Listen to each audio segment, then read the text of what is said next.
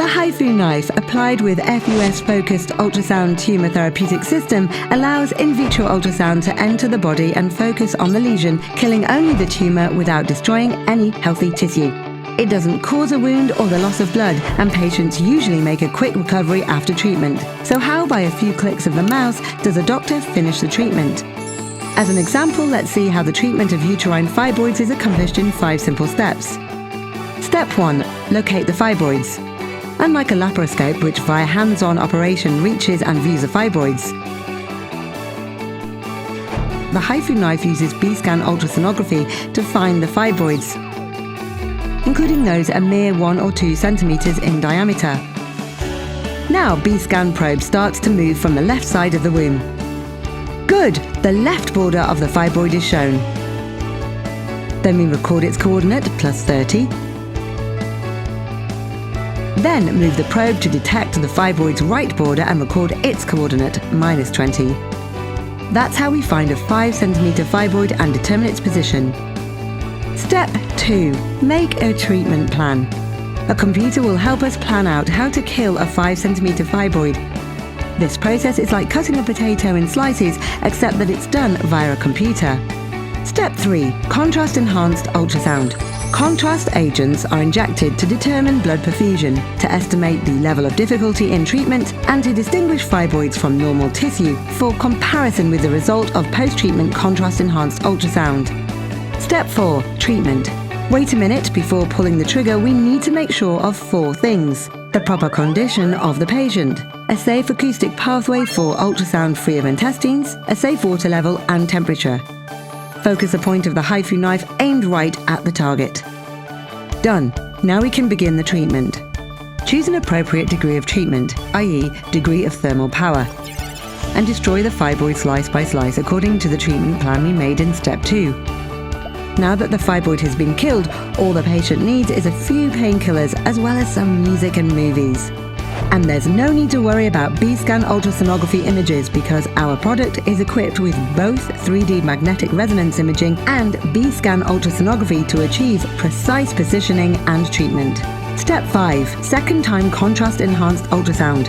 Apply the contrast agents once again and we will find that the place where the fibroid once existed is no longer highlighted, which means the fibroid has been totally eradicated. That's the end of a successful operation. Isn't it easy and lovely without all the tiring procedures? Even though curing diseases is our duty, we do deserve a pat on the back from time to time.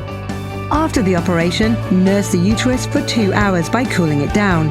Then the patient can begin having water, food and moving around. She will be able to return to work in 3 days. The residual fibroid will be cleared by the immune system. The patient will be able to get pregnant 3 months after the operation. The HIFU knife means hope for patients and is an important option for doctors. To learn more about the HIFU knife training program, please follow us on our official WeChat account.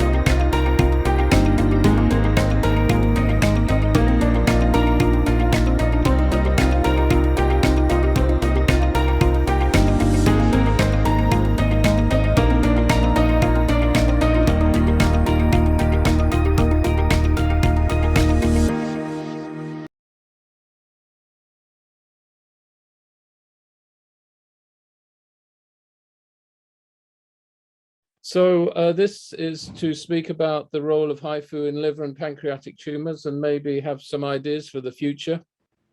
So it's a great pleasure to speak. Let me just get rid of this slot. Hang on.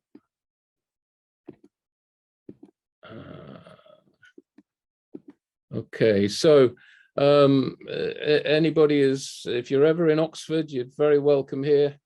And we would love to show you our department and our unit. So many people will have heard of William Osler. He was a Canadian who was one of the founding fathers of the Johns Hopkins Hospital in the United States, and he ended up as the Regius Professor of Medicine in Oxford. And he is reputed to have said diseases that harm require treatments that harm less, which is very appropriate for HIFU. And Mencius in China said something similar, that compassion for fellows is a matter of the heart, and righteousness is the path. But of course, surgery has come a long way from open surgery, which is what I spent most of my life doing, big complicated renal surgery, sometimes going up into the heart, to the laparoscopic, to my colleagues who are doing robotic surgery. And I say that I moved from open surgery, and I missed laparoscopic and I missed robotic, and have gone straight to non-invasive. And here again is William Osler in Oxford, standing in his room. He died in 1919. And we were privileged to have Professor Zhang Langling and Professor Lang from the Chinese Medical Association of Obstetricians and Gynecologists in Oxford. And in fact, in 2017, the Chinese Osler Society was founded in Oxford, but is in China now. And Gail Tahar and I had the privilege of going to Tibet a number of years ago, and we saw this, which was very interesting. So this is like the HIFU principle, of course. Sorry, let me just go back. So this is how they boil kettles in Tibet, but using a similar principle to HIFU. Gail and I had a good time there. And many of you will know this paper, which really is the first one that talked about sound being useful and the effects of high frequency sound waves in 1927. And some of you may know Tintin, and I saw this book in the Calculus Affair where it talked about the power of sounds crushing and breaking windows.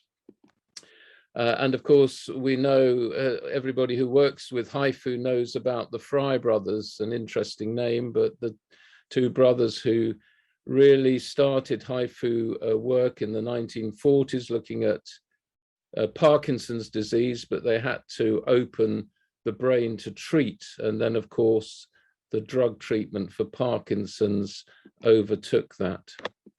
And this is a rat liver, Gail Tahar showed, and the power of HIFU in just making a hole here in rat liver. And Gail, of course, certainly in this country was one of the, well, worldwide has been one of the leading physicists working on HIFU over many years. And here is a setup that she made in the Royal Marsden in 1996 to treat liver cancer.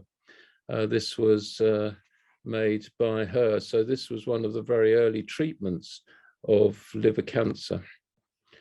And in China, as many of you will know, it started in 1997 and the approval came in 1999. Well, in Oxford, we have had contacts with the Chongqing HIFU for the last 20 years. I first went out there in 1999. And this was the purpose-built unit that we had in Oxford in early 2000s, the first purpose-built HIFU unit, I believe, in the Western world, even though it looks as if it's just a fairly small shed. And we had this machine, the JC200 machine. And now, although this, and here is the HIFU center in Chongqing in China, and in Oxford now we have this, the JC200 machine. And this was the first patient who had metastatic liver cancer who was ever treated, I believe, in Europe, certainly with the Chongqing JC machine. She died soon afterwards, but she allowed us, she had multiple mets in the liver, but she allowed us to treat one of her liver tumors, which we then removed post-mortem and saw the effectiveness. And this is the team that we had in the early days: Professor Feng Wu, that many of you will know, David Wild, three of my research fellows, and Val Berry, who is our administrator. So you've seen this. This is, of course, what we are using with a focal length of 12 to 14 centimeters, targeting the liver. And this is a piece of ox liver that Gail Tahar showed me with, as you know, a very fine, very sharp margin of about 6 cells thick between the non-treated liver and the treated liver. So very, very precise. And indeed, as you can see, every time you fire it, you get one of these little things, and how precise it can be in the middle of a block of ox liver that this was used, and just painting out the tumors like this. We've treated quite a lot of things over the years, mainly in clinical trials, but I'm just talking about liver and pancreas today, with some ideas for the future. And this was the paper that we wrote in 2005 in the British Journal of Cancer, looking at the safety and feasibility of HIFU for the treatment of liver, and we looked at kidneys in a Western population, looking primarily at the safety and toxicity, and then secondarily at the performance. And we had 56 patients. In the liver tumors, we had 28 that were treated non-surgically, and then we looked at them radiologically. We had 7 treated surgically that then subsequently had the liver resected, and we looked at histology, similar for the kidney. And these actually were the kidney patients that we treated. And the problem with kidney, unlike liver, is the perinephric fat around the kidney absorbs the HIFU, so it makes it less effective. But anyway, as a result of that, we managed to get the machine CE marked by the European Community for treating liver and kidney tumors, and it's more recently been extended to include all abdominal tumors. And here's James Kennedy, who was one of my first research fellow who set up the whole scheme with me, who now has changed direction and is actually a priest, is the vicar of a nearby church up in Chipping Norton. But it was really James who was responsible through his PhD work in setting up the major link with China and in getting the JC machine approved for use in the Western world, in Europe. He remains a good friend. He remains very interested in what's happening with HIFU, and he's just a few miles north in Oxford. So that was the ablation of the livers. And then a current radiological fellow who's just completing his training did his DPhil on this, which was targeted drug delivery for liver tumors, which is very interesting. So using a focused ultrasound to release doxorubicin, and basically you take doxorubicin, a cytotoxic agent, and you put it into thermosensitive liposomes. These are a little bit like butter. They are stable at 37 degrees centigrade, but they break open at 42 degrees centigrade.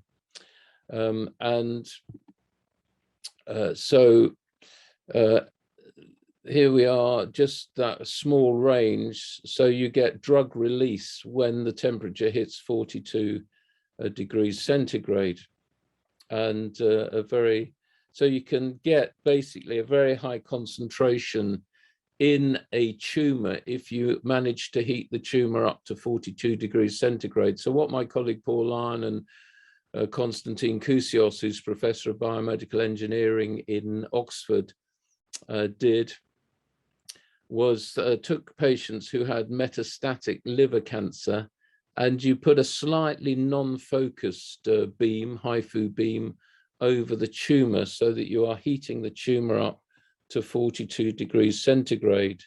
And then here, so here, for example, is a tumor in the liver.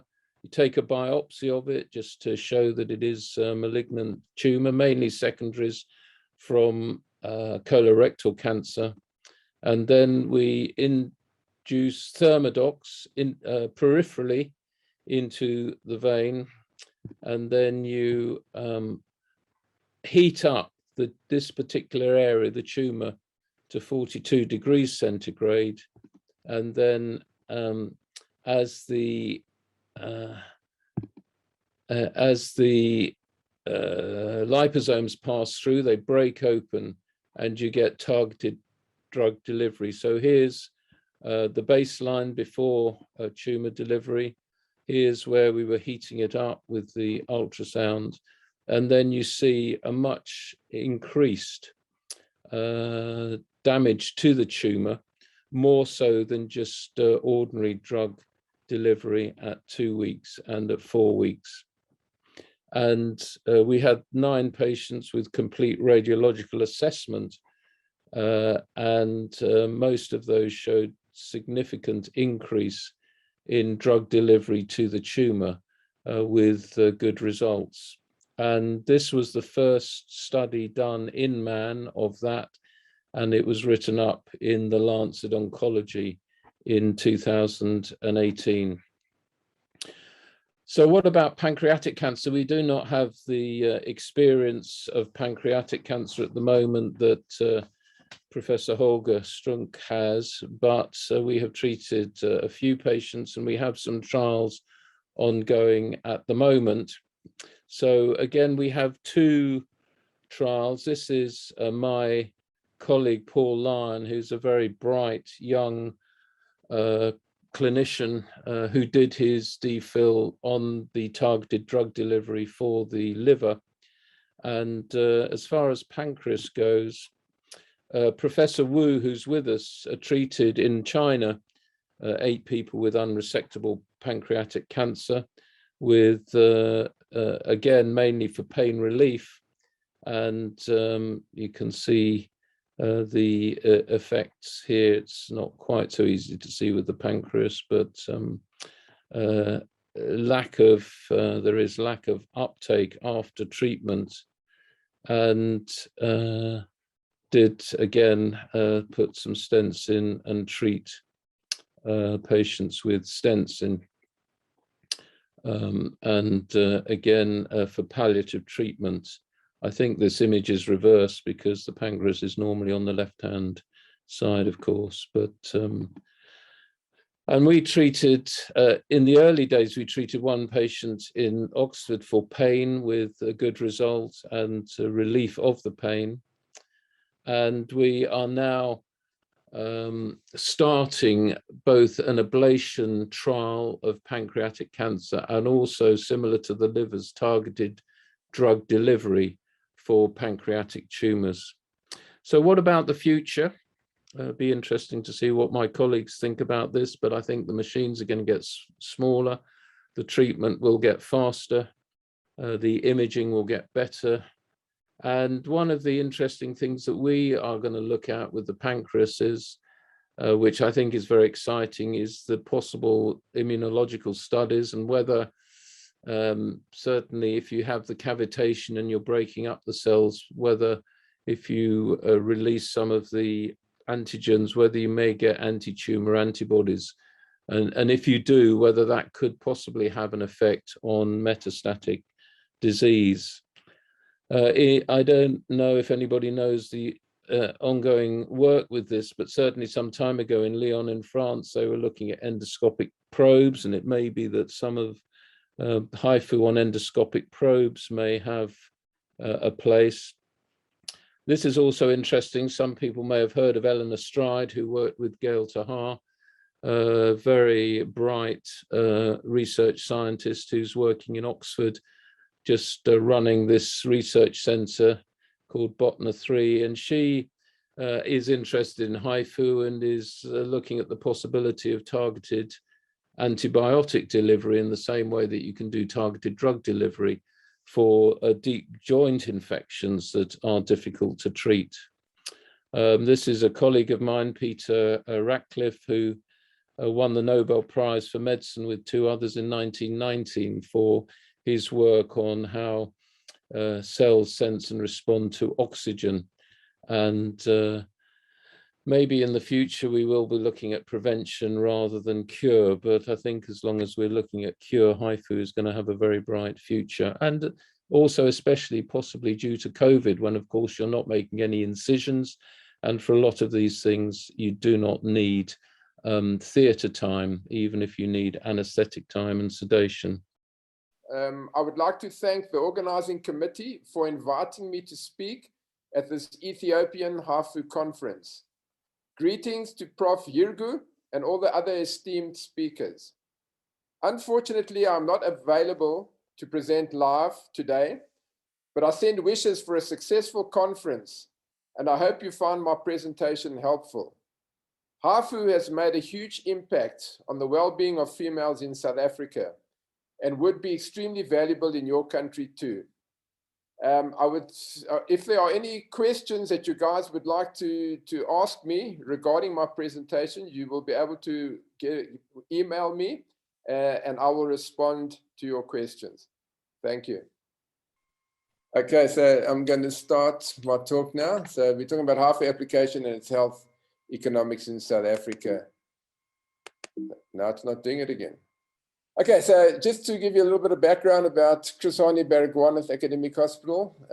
It's the largest hospital in Africa and in the Southern Hemisphere, and it's quoted as being the third largest hospital in the world based on beds. We have approximately 4,000 beds in our hospital.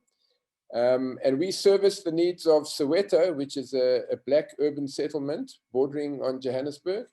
And there's a population of about 5 million people in Soweto. So the one hospital supplying the 5 million people. In Soweto, there's a lot of informal settlements, and you can see with outside toilets, but there's also formal proper houses as well.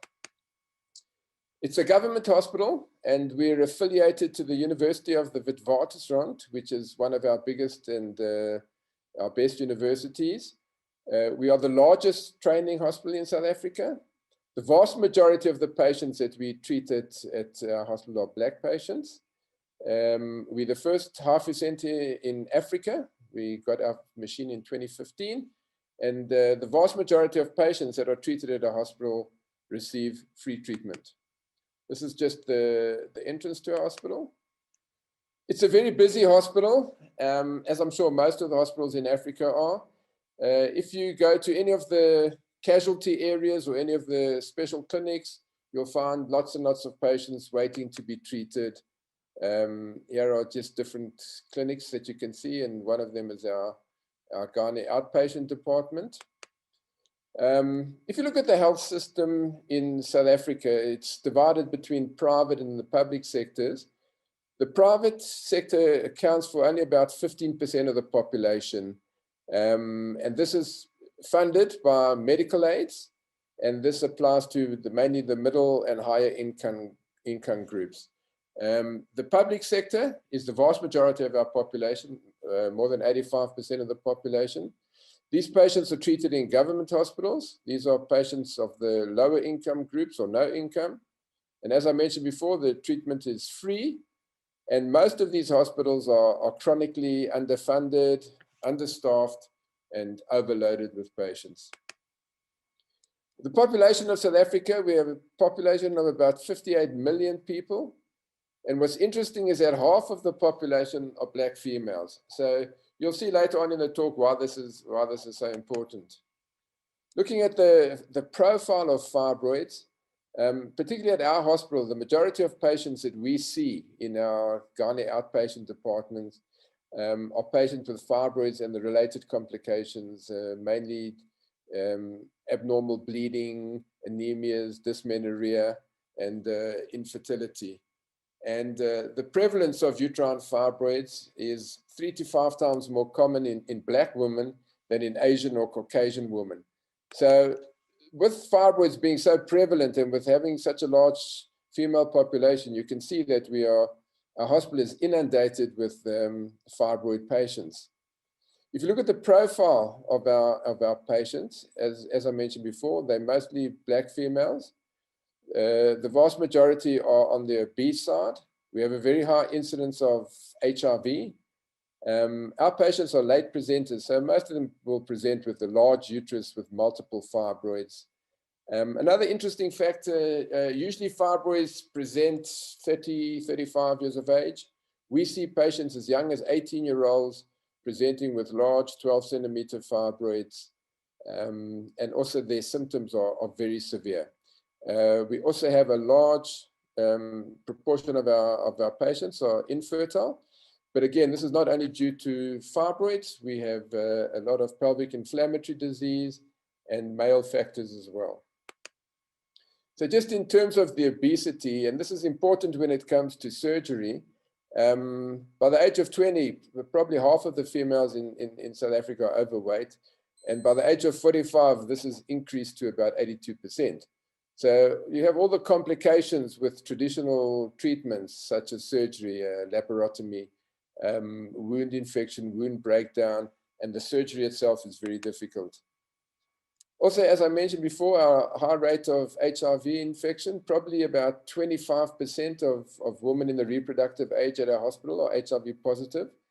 And when you're operating on big multifibroid uteruses, there's always a danger that somebody, one of the medical staff, whether they're trying to give you better exposure or they're swabbing or something, bladder wave where you're operating, there's a very good chance that someone's going to get pricked or cut. So we're very careful when operating on these HIV patients. As I mentioned, they present late. This is for a number of reasons. They first go to traditional healers and herbalists. And when all of these fail, only then do they come to us for treatment. A lot of them, especially the infertile patients, see a mass growing in the abdomen, think they might be pregnant, and therefore don't do anything about it. As I said, they don't come for routine checks. Usually there is a marked fear of hospitals and a fear of surgery. So these are reasons why our patients present late. And as a result, this is the kind of uteruses that we see. Big, massive, multifibroid uteruses.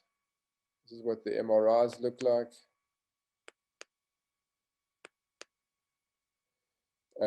In terms of infertility, this is very important because there's a lot of, we know we've got 9 different tribal groups and they have all their different traditions and cultural beliefs.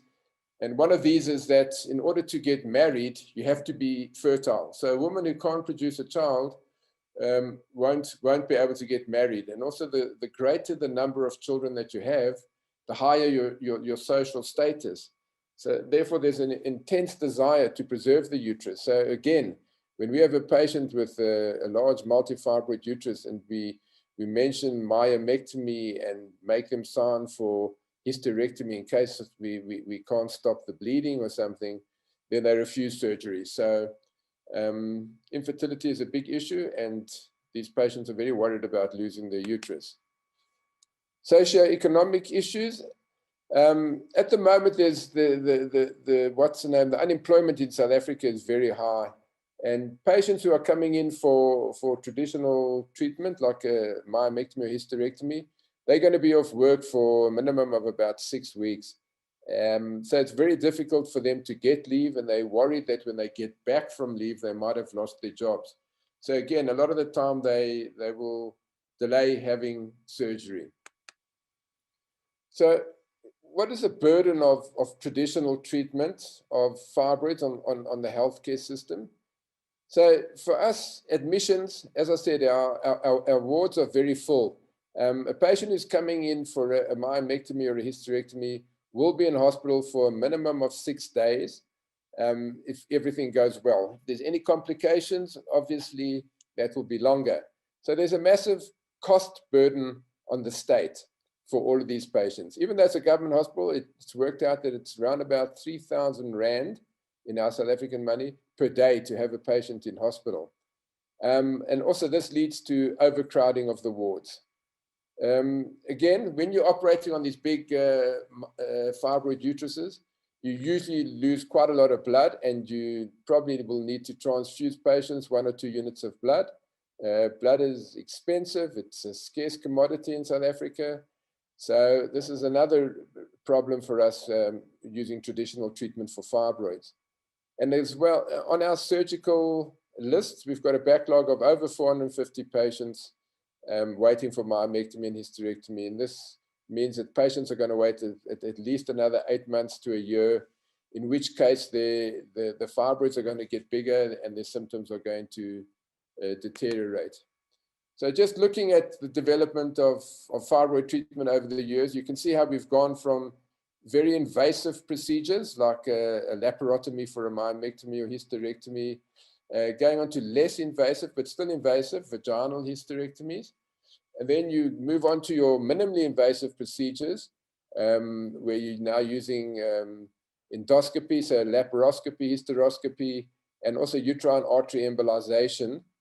And now with HIFU, we've got a totally non-invasive procedure, which is based on ultrasound imaging. This is a machine that we have at Baragwanath. It's the model JC200. Looking at the healthcare benefits of HIFU for the hospital. So as we've mentioned before, the patients who are coming in for a laparotomy will be there for 6 days. We are now doing our patients as a day case. So they will come in the morning, they'll have their procedure. We wait until they fully awake from their conscious sedation, and 2 or 3 hours later, they go home. So we don't have any more hospital admissions. So there's a decreased cost on the state. The wards are more manageable. No general anesthetic is given. It's done under conscious sedation. So we've freed up our theaters for more urgent cases, ectopic pregnancies, malignancies, all those kind of cases, which also have a long waiting list. As Professor Cranston mentioned earlier, sorry,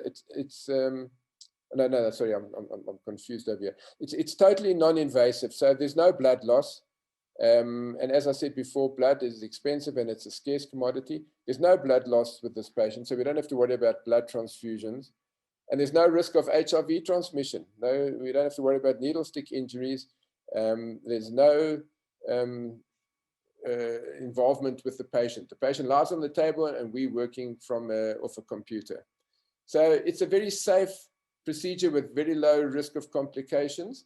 When you're operating on these big fibroids, the chance of damaging bowel, bladder, the ureters is very high.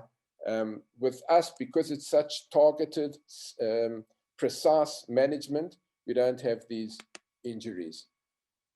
What are the benefits to the patient? Well, as we said before, being a day case, they don't have to be admitted. Now, with our patients, they have to organize people to come and look after their houses, to come and look after their families. So they don't have to worry about that. They're in and out on the same day. Because they're only given conscious sedation, the recovery is very quick. Within a couple of hours, they're fine. They return to work within days. I'll show later on how much time they usually get off with the different kind of procedures, but they normally return back to work within days. So job security is very important here. Because it's non-invasive, you've got uterine sparing. If you're doing a myomectomy on a patient with multiple fibroids, sometimes they bleed, you can't stop the bleeding, or you've removed so many fibroids that there's very little uterus to reconstruct, and you need to continue with the emergency hysterectomy. With our procedure, that doesn't happen. The uterus is spared, so they retain their fertility. The myometrium is not even damaged. We spare the myometrium, so if the patients fall pregnant, they can have a normal vaginal delivery, whereas if they had a myomectomy, they would have to have a cesarean section. As we mentioned before, they can return to their normal activities, exercise, etc., quickly within days. And the other beauty is there's no adhesions. After a myomectomy, we usually find marked adhesions in the abdomen, bowels stuck all over the uterus, mentum. With this procedure, there's no adhesions at all. And this is the point where Prof. Cranston mentioned earlier on, there's no ionizing radiation. So the treatment can be repeated as often as you like. So sometimes when we've got a patient with multiple fibroids, we can't treat them all at one session. So we'll treat, say, 4 or 5 fibroids, and then bring them back in a couple of months and treat the others. And if we have treated a fibroid and we haven't got 100% ablation, we can always go back and treat more on that fibroid. Again, there's no damage to ovaries. So with like uterine artery embolization, there is a chance that you can cause damage to the ovaries by blocking off the blood supply there and getting premature ovarian failure. With us, we're far away from the ovaries. There's no damage to ovaries. And also it's important in our young ladies, they don't want to have scars on the abdomen. So cosmetic reasons are also important here. This is what the skin looks like after treatment with your different kinds of treatment. There you've got, first of all, you've got your laparotomy with a nice scar there. Laparoscopy, even though there's less scarring, you've still got multiple little scars. And with the HIFU, the abdomen is completely normal. Just to show you the comparison of recovery time for the different procedures, with the ultrasound guided HIFU, which is what we do ultrasound as opposed to MRI, 1 to 2 days. The pain they have is very short-lived after the procedure. Within 1 to 2 days, they can go back to normal activities. If they were having a laparotomy and a hysterectomy or a myomectomy, they normally get booked off about 6 weeks. For laparoscopic procedures, it's 2 to 3 weeks, and for uterine artery embolization, it's usually 2 weeks. Just to show you quickly some of the South African results. To date, we've treated 525 patients, mean age of 31.5 years, ranging from 18 up to 45. Our cutoff was initially 45 because we were sort of more concerned with fertility, but we've now gone up to age of 50. We don't go beyond 50 because we're just worried about Lyme sarcomas. As you can see, the weight of our patients on average is about 79 kilograms. The biggest patient we had was 115 kilograms. And abdominal wall thickness, one of the issues with the abdominal wall thickness is you shouldn't go beyond 6 centimeters because then there's an increased chance of burning the skin. So on average, ours was around about 5 centimeters. So our patients are on the big side. Just to show you here, most of the fibroids that we treated were on the anterior surface of the uterus. Most of them were intramural. The other thing that we look at that's important when treating the fibroids is to, on your MRI, you look at the T2 signal intensity and you work out whether they are hypointense, which means they are darker compared to the surrounding myometrium. This means they're less vascular and they're easier to treat, whereas the hyper means that they're brighter than the surrounding myometrium, usually more vascular, and they're going to be very difficult to treat. So luckily ours were mostly easier to treat. If you look at the symptoms that all our patients complained of before treatment, the vast majority complained of dysmenorrhea, menorrhagia. A lot of our patients, because they're late presenters, had anemia, HBs below 12. Infertility is, as we mentioned, a big issue, and then also constipation and urinary symptoms. Adverse events during the HIFU treatment. This is done under conscious sedation. So, and the the patients will complain of some pain. Lower abdominal pain is normal because we are creating ischemia in the fibroid, and about 78% of the patients complained of that. It's usually of short duration, and it's usually managed by the anesthetist. Some of them, especially if you've got posterior fibroids, complain of sciatic or buttock pain. Burning sensation on the skin, you've got to be careful of, because we can get skin burns. 31% had that, and 14% had transient leg pain, which is also you need to be very careful of. In terms of major adverse events that we've had so far with our over 500 patients, we've only had 2 cases of first-degree skin burns, which were managed conservatively and healed spontaneously within 2 weeks. And none of them required grafting or anything. We haven't had a single bowel injury, bladder injury, or ureteric injury. We've had 2 cases of nerve injury where the patient had some pain down the leg, and that also resolved spontaneously within about 6 weeks.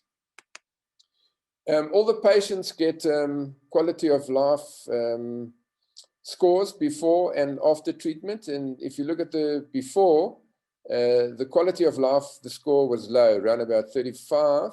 And you can see how after 1 month, 3 months, 6, 12, 24 months, the quality of life improved. And after 2 years, we monitored them up to 2 years, the score had gone up to about 75. So there was a marked improvement in the quality of life. We also do symptom severity scores on all the patients, pre and post. And you can see that before the treatment, the severity of their symptoms was high, just below 60, and how with time it dropped, and down at 2 years it had dropped down to below 20. So there was a marked improvement in their symptoms as well. Shrinkage rate, we found on the first 100 patients, this was done at 1 month, it was about 31%, up to 52% at 3 months, 61% at 6 months, and around about 73% at 1 year. In terms of fertility successes, we've had 22 cases of pregnancy. 8 patients are currently pregnant at the moment. We had 1 4-kilogram vaginal delivery. We've had 13 term cesarean deliveries, of which 1 was twins. And these figures, we might even have a higher number of pregnancies. The problem is we have very poor follow-up with our patients, especially patients who are coming from, we have a lot of patients coming from out of our borders and from other provinces. And often what happens is they'll fall pregnant and they just don't communicate with us and just continue seeing their doctors wherever they are. So our numbers could be even higher, we're not sure. This is just a baby gallery to show you some of the pregnancies that we've had. These are just some of the cases that we've done. A 40-year-old patient, you can see pre-HIFU, the fibroid there, and then you can see 1.5 months later, it's now ablated. Most of the fibroid is ablated, and it's already shrunk by about 27%. In this case here, in this 32-year-old, you can see the fibroid there, 4 months post-HIFU. Also about 98% ablation, shrinkage was already about 63%. There's a 27-year-old patient, this is at 23 days, ablation rate about 71%, and it's already shrunk just about 10% after 1 month. There's a 42-year-old with multiple fibroids. 2 days post-treatment, you can already see quite marked ablation of the fibroids. So in conclusion, for us, HIFU has assisted in transforming women's healthcare in South Africa.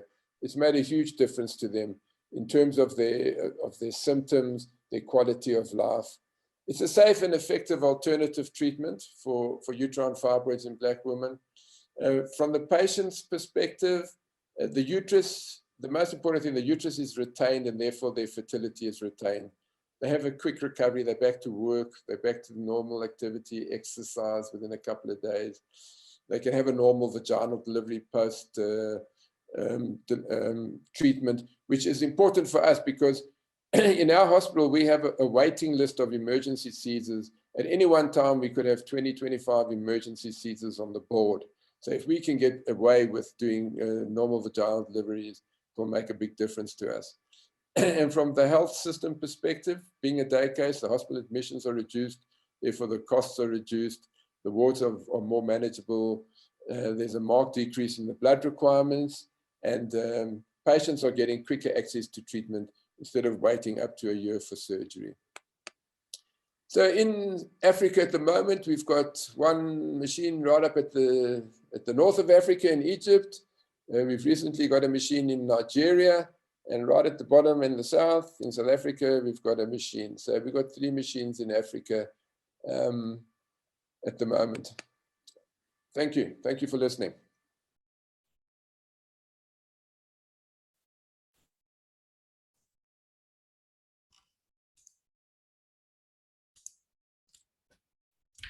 Hello, my name is Dr. Selva. I'm a consultant obstetrician and gynecologist at Makota Medical Center, Malacca, Malaysia.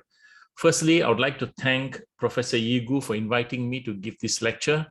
This lecture is entitled HIFU, A New Hope in the Management of Adenomyosis. Now I have a disclosure. I run an ultrasound-based HIFU center at Makota Medical Center, Malacca. Now, based on ultrasound, we all know that there are three different types of adenomyosis. The first is diffuse adenomyosis, where adenomyosis is found throughout the uterus. The second is focal adenomyosis, is just found on certain part of the uterus. And really focused ultrasound is called adenomyoma. Now, I would recommend you all to read this book. It's written by a friend of mine, Dr. Felix Wong. It covers a lot of aspects of adenomyosis. Now, besides the three, this paper, Ultrasound in Obstetrics and Gynecology, Volume 46, Issue 3, actually describes 6 features of adenomyosis by ultrasound, many of which even I didn't know. The first, which I always see, is the thickness of the myometrium. If certain part of the myometrium, especially the posterior wall, is thickened, then that may indicate that the patient has adenomyosis. And if this is included with these small cysts, then that will further enhance that this patient may have adenomyosis. In some patients, they may have these hyperechoic islands, which may be significant as a feature of adenomyosis. This fan-like shadowing is another feature. Echogenic subendometrial lines and also translesional vascularity are features. The other more difficult features to see are irregular junctional zone here and also interrupted junctional zone. So if we see these features, then we can consider that the patient has adenomyosis. However, we all know that the confirmatory method of diagnosing adenomyosis is by MRI. Now, in MRI, they're basically divided into 3 types: the internal adenomyosis, external adenomyosis, and also adenomyoma. And it is how this is defined. Subtypes A to E are actually internal adenomyosis. It means that adenomyosis involves the internal part of the uterus. And here you can see that there are little cystic lesions in the junctional zone. And if this is present, then it's called 1A. If it is disseminated, or if it is found in one place, then it's called B. If it's disseminated throughout, then it's called C. If it thickens the endometrium into the endometrial layer in a symmetrical or asymmetrical manner, then they are considered D and E. The others are adenomyomas. Adenomyomas can be what we call as cystic lesion in one area, this is F, or it is in the myometrium itself, there's G. If it is involving the submucosa, then there is H, and also if it's the subserosal area, then it's I. Then comes the external adenomyosis. These are the ones that are most difficult. And if it is found in the posterior wall involving the rectum, then it's called J. And if it is involved the anterior wall and involves the bladder, then it's called K. Now, in my practice, I see 2 types of adenomyosis patients. The first is actually those with adenomyosis who do not want to conceive but want to retain their uterus. And the second are those with adenomyosis who want to conceive. So let's look at those who do not want to conceive. We have a lot of options in these patients. We can give them oral contraceptive pills. We can give them Dynogest. we can give Depo-Provera injection, we can put in a Mirena, or we can give intermittent GnRH injections. And all this will work for these patients. And of course, many of them will undergo hysterectomy. And if you do a hysterectomy, then their problems will be solved. They will not have any more pain or heavy periods. However, if the patient wants to conceive, then we have a big problem. The options that we have now are probably adenomyomectomy. I'll be talking about this later, or even GnRH analog or Dynogest for a short duration, and then trying to help the patient to conceive on their own, or we can do IVF and do embryo transfer. So these are the options that we have. So now, what is HIFU? Now, HIFU stands for high intensity focused ultrasound. We are actually using focused ultrasound beam to ablate the adenomyosis. This is a short video that will explain what HIFU is. An ultrasound beam can be brought to a tight focus at a distance from its source, with sufficient energy concentrated within the focus. The cells lying within will be killed without damaging the surrounding tissues. High-intensity focus ultrasound, HIFU, is, therefore, a non-invasive method of producing selective and trackless destruction of deeply seated tissue targets within the body, without causing any damage to the overlying surrounding tissue. So this is what HIFU is. What we are doing is we are using ultrasound beam and we are focusing it into a one area and then causing destruction of tissues in the area that is being ablated. In this case, whether it's fibroids or adenomyosis. So you might have heard about HIFU. There are actually two different types of HIFU. The first is actually MRI-based HIFU, and the second is this is marketed by Philips and GE, and this is how the machine looks. And the other one is called the ultrasound-based HIFU. Now, ultrasound-based HIFU is pioneered by HIFU company from Chongqing, China, and this is how the machine looks like. Now, for many years, we have known about MRI-based HIFU. The difference between these two is that the HIFU, which means high-intensity focused ultrasound, is actually the same in both, but the difference is the imaging modality. Here, we use MRI to image the area. In our case, it's the uterus, and here we use ultrasound to image the uterus. So what are the difference between MRI-based HIFU and ultrasound-based HIFU? Now, this is the two difference of the probes that are used. Now, in an MRI-based HIFU, the transducer movement is limited by the size of the hole in the gantry of the MRI. In ultrasound-based HIFU, the movement of the transducer is not limited. As you know, MRI is a closed system, and this gantry is actually in the center of the MRI machine, and therefore this gantry cannot move very much. Whereas in the MRI-based HIFU, it's more of an open system. This bowl, which shoots the HIFU energy, can actually move 6 centimeters this way and 6 centimeters in all directions. So it actually has got a movement of 12 centimeters. So this movement is very useful when we are doing HIFU. The other difference is that the MRI-based HIFU use something called phased array transducer. The advantage of this transducer is that the focus can be moved without movement of the transducer. So this phase array has actually got 256 small focal points. So there's many small focal points, and these focal points each produces energy, and then the energy is then focused into one area. But because it uses these small arrays, the power of the machine is not as strong as this ultrasound-based HIFU. Ultrasound-based HIFU, we only have one transducer, and this transducer then produces the ultrasound beam. And so the focal point is very small, very intense, and very much more powerful. The other difference between MRI-based HIFU and ultrasound-based HIFU is that MRI-based HIFU uses a lower power and has a longer sonication time. Because it's using this phased array, it takes about 10 to 20 seconds for one focal point to work. Whereas in MRI-based HIFU, we can, in an ultrasound-based HIFU, we can focus per second. So when you're doing an MRI-based HIFU, you actually have to wait for 10 to 20 seconds for the energy to be transmitted to a focal point. Whereas in ultrasound-based HIFU, the time is just 1 second. And that is different because we will realize that unlike a static organ like the brain, the uterus is actually a mobile organ. And so it is very difficult to focus using an MRI-based HIFU.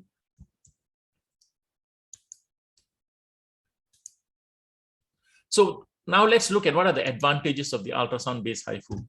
Now, firstly, the ultrasound-based HIFU is a real-time ultrasound imaging while performing the HIFU. So when I am doing a HIFU using ultrasound imaging, I'm actually looking at the organ and then shooting at the same time. Whereas here in MRI-based HIFU, it's not real-time. It is you shoot for 10 to 20 seconds, and then you go and look what has happened. The other difference is that, as I said earlier, the probe transducers that are used is much more powerful with the ultrasound-based HIFU compared to the MRI-based HIFU. And the better transducer movement, as I showed you earlier, the movement of the transducer is much better with ultrasound-based HIFU than MRI-based HIFU. Also, the operating time will be shorter with MRI-based HIFU because we are doing second by second. And also, the most important thing is the success rate, especially for uterine fibroids and adenomyosis, is much higher with ultrasound-based HIFU compared to MRI-based HIFU, and we measure it by the non-perfusion volume, which actually can be seen on MRI. So, what are the benefits of HIFU for adenomyosis and fibroid? Now, firstly, the benefit is that it is non-invasive. When shrinkage of adenomyosis occurs, the uterus will be smaller and will be more amenable for pregnancy. There's a reduction in symptoms, namely menorrhagia and dysmenorrhea. Patient can start trying to conceive about 4 months after the treatment. And patients can even have a normal delivery after treatment because there's no scar in the uterus. So this is one of the biggest and big advantage of using HIFU for adenomyosis.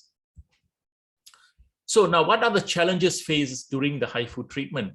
So in patients who do not want to conceive, extensive ablation can be performed, and this can even include the endometrial cavity. The success rate of reducing the symptoms is higher in these patients. So as you see, when patients come to see me, I always ask them whether they want to get pregnant or not. If they don't want to get pregnant, then we can do a very extensive ablation of the adenomyosis, and so the success rate will be much higher. Whereas if the patient wants to conceive, then we must try to ablate the lesion without involving the endometrium. And this can be sometimes very difficult because a lot of time, especially in patients with internal adenomyosis, as you have seen, it actually comes from the endometrium outwards. And so when you are ablating outside, some energy will affect the endometrial cavity. And so we can only give very little energy to get the lesion, just to get part of the lesion. And so the ablation will be quite limited. And one of the biggest problem I face in this kind of patient is that recurrence rate will be higher.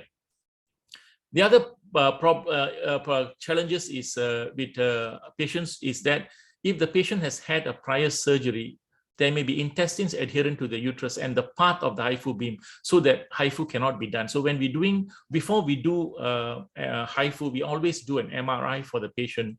And with the MRI, we'll look at evidence of whether there is any bowel adhesions onto the adenomyotic area, especially if it is anteriorly.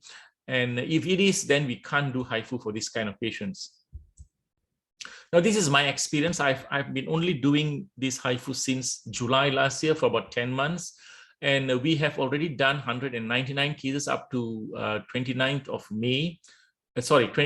April 2022.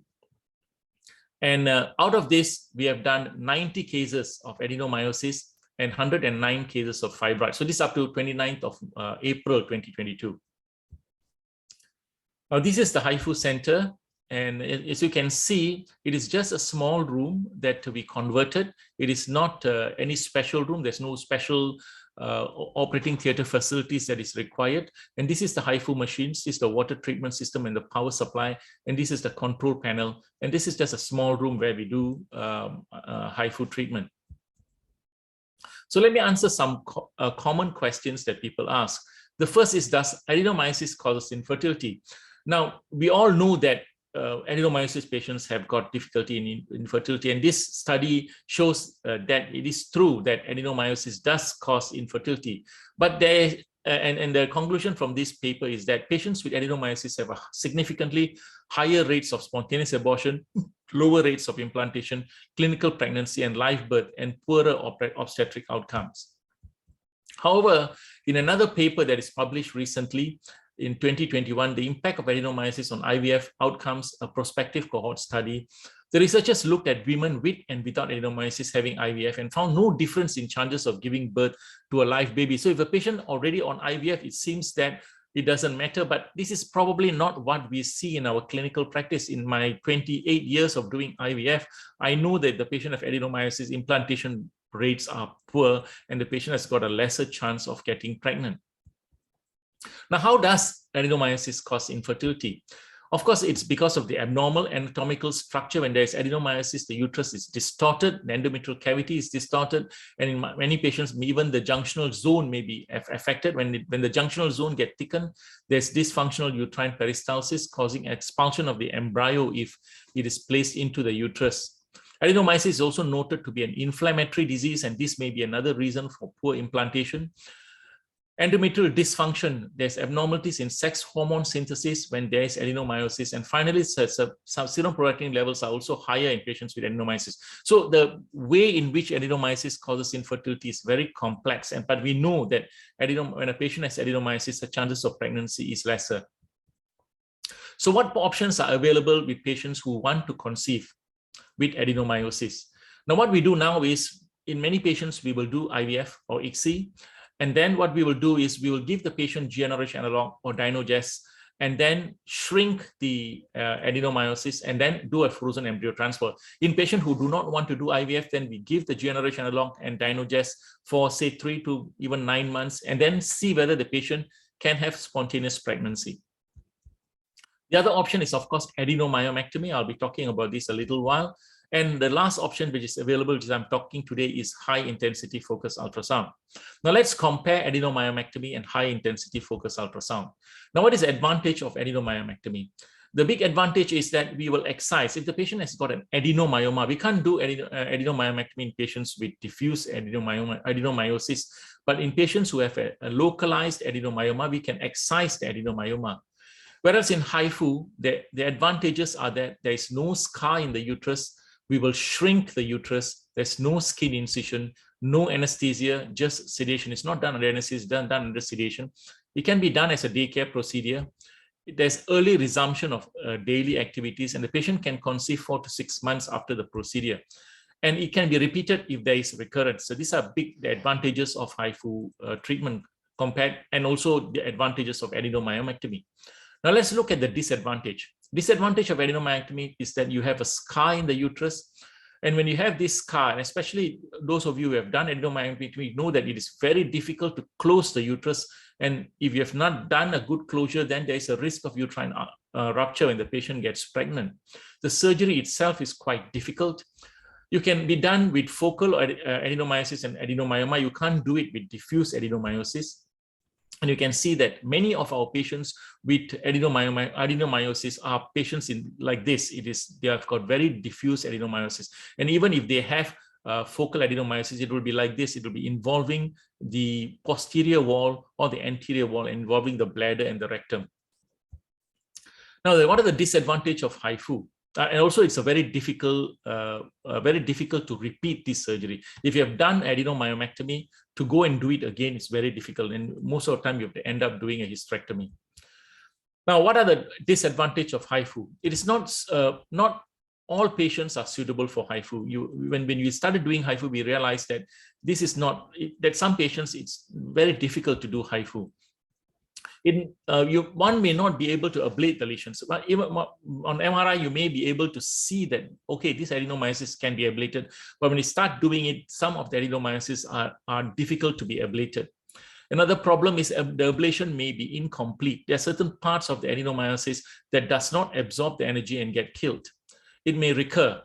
This is another problem. It may recur because when we are doing HIFU for adenomyosis, especially in patients who want to get pregnant, we will do only a certain part of the adenomyosis and not all the whole adenomyosis, and whatever is left behind can recur.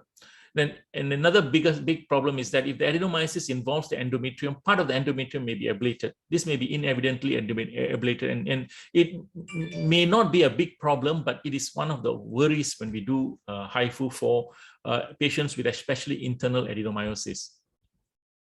Now, in this study, where they compared adenomyomectomy with HIFU, they concluded that HIFU should be a safe and effective profile as a therapeutic management option for patients with adenomyosis. In comparison with laparoscopic surgery, HIFU treatment achieve better post-operative reproductive outcome. HIFU treatment should be encouraged and implemented in clinical practice.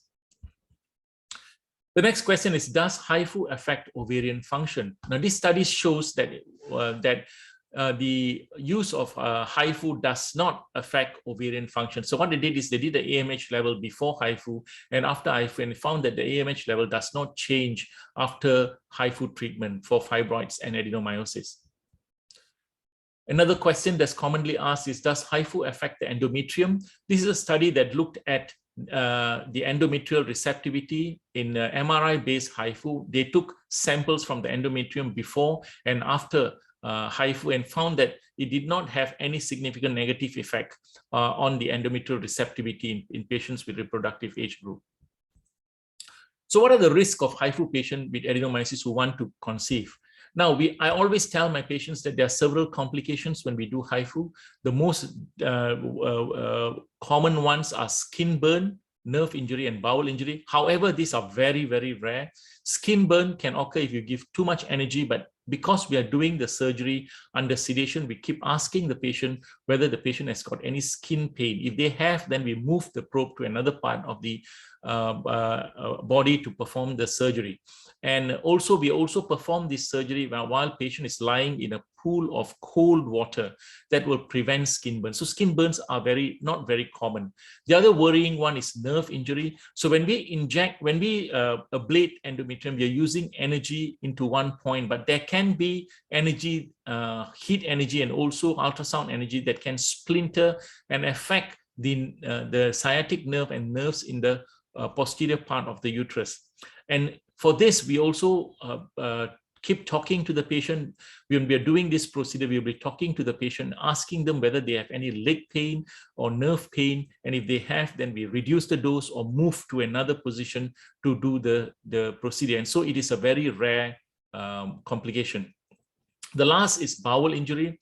Now, as I told earlier, if the bowel comes in the way of the area of ablation, then there is a theoretical risk of bowel injury, but we take all precautions. We do not do HIFU for patients where bowel is stuck anteriorly to the uterus. And the risk of bowel injury by one study is only 2 in about 10,000. So it's a very rare complication, but we tell our patients about it. The second problem is incomplete ablation. So when we plan a patient for HIFU, sometimes we think that this is a patient that is suitable for HIFU, but while doing it, we realize that it is not an easy case. This is an example of a case that I did recently. It's not a big uterus, a small uterus. There is adenomyosis here, and I attempted to ablate this, but spending nearly 2 hours, we couldn't get proper ablation. There's only very mild ablation of the tissue. The reason is because of these leaks and the tissue that did not absorb the energy. So this is one of the problems with doing HIFU for adenomyosis. And the last is ablation involving the endometrium. Now, this can happen, as I showed you here. This patient has got an internal adenomyosis. The adenomyosis is from here radiating out. So what I wanted to do is just ablate this place. But when you are ablating, the energy can evidently go and involve the endometrium. Now, my question is always, so what? This endometrium is actually destroyed by adenomyosis. So ablating it may cause the endometrium to die off and new endometrium will form. So, but this is something that we will try to avoid as well. So when should HIFU be considered in a patient who wants to conceive?